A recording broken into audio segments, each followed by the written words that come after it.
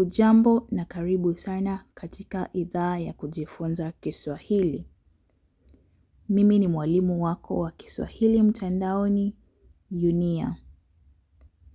Leo tutajifunza kuzungumzia ratiba yangu ya siku. Jina langu ni Mariam. Mimi ni mwalimu katika shule ya upili. Huwa ninaingia kazini saa 2.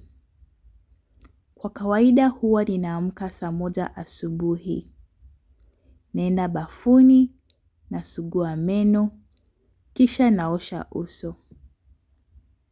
Saa 1:15 naoga, baada ya kuoga nakunywa chai kwa mkate.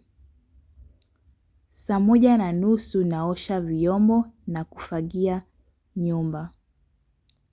Natengeneza kitanda na kuelekea kazini.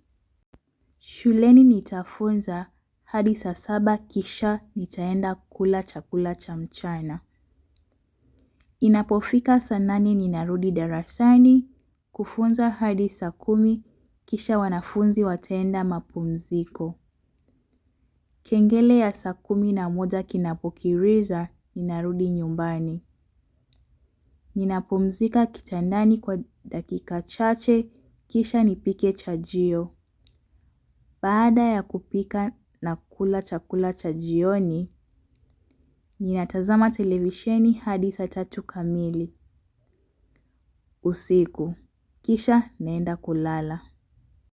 Jibu haya maswali. Au pia unaweza kujadiliana na mwenzako. Wewe huamka saa ngapi asubuhi? Baada ya kuamka, huwa unafanya nini? Wewe huenda kazini au shuleni saa ngapi? Wakati wa mchana, huwa unafanya nini? Huwa unarudi nyumbani saa ngapi? Unapofika nyumbani, huwa unafanya nini? Wewe hulala saa ngapi usiku? Tumefika mwisho wa kujifunza kuhusu ratiba ya siku. Tukutane tena katika kipindi ijayo. Kwaheri!